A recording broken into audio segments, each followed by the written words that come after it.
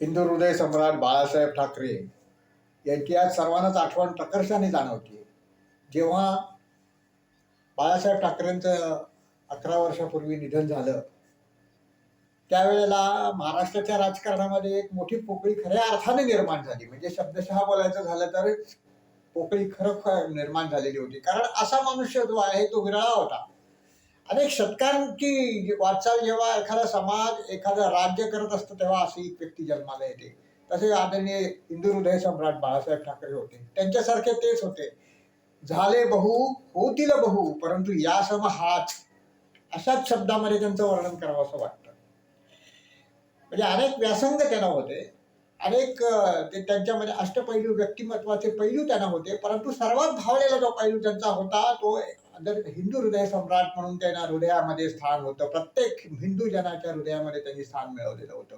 आणि हे सगळ्यात मोठं त्यांचं जे होतं ते भारतरत्नापेक्षाही मोठं त्यांना आदर आणि त्यांच्या प्रती जी श्रद्धा होती ती संपूर्ण हिंदू समाजाला होती. फक्त महाराष्ट्रातच नव्हती तर महाराष्ट्राच्या बाहेर सुद्धा होती. कारण हिंदूंच्या हिताचा इतकं स्पष्टपणे बोलणारे, इतके धडधडीत स्पष्टपणे बोलणारा आणि कुठलाही हे न ठेवता स्पष्टपणाने हिंदू समाजाच्या समस्या त्यांना वाचा फोडणारे व्यक्तिमत्व एक विरळाच होतं. त्यामुळे अशी व्यक्ती तर परत होणं शक्य नाहीये.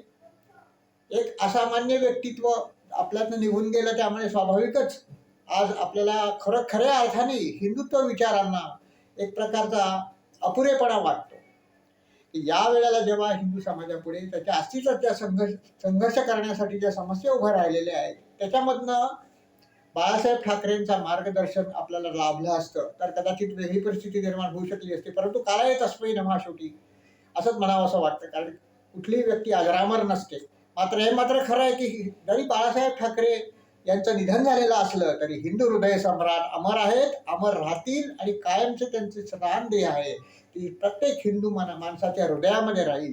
आपल्याकडनं आपण एवढीच गोष्ट करू शकतो, शिवसेना आणि भाजपच्या कार्यकर्त्यांनी आणि सर्वच शिवसेना भाजपच्या परिवारातल्या लोकांनी हे करू शकतो की बाळासाहेबांच्या विचारांचा वारसा जो शिंदे साहेबांनी चालवलेला आहे तो पुढे न्या, अखंडपणे न्या, तो तेवत न्या आणि घराघरामध्ये भगवा फडकवण्याचं बाळासाहेबांचं जे स्वप्न होतं ते साकार करा. की महाराष्ट्राच्या राजकारणामध्ये केवळ भगवं राजकारण राहिलं पाहिजे. राजकारणाचं हिंदूकरण करण्याचा जो स्वातंत्र्यवीर सावरकरांचा जो विचार होता तो प्रत्यक्षात आचार धर्म पालन करून बाळासाहेबांनी क्रियान्वित करण्यासाठी जे प्रयत्न केलेले होते, जे अथक प्रयत्न केलेले होते त्याचीच आज सुमधुर फळं येत आहेत. सत्ता मिळालेली आहे भारतीय जनता पक्षाला आणि शिंदे सेनेला. त्याच्यामध्ये माझी किती जागा जास्ती किंवा माझ्या किती कमी असं मानण्याचं काही कारण नाहीये.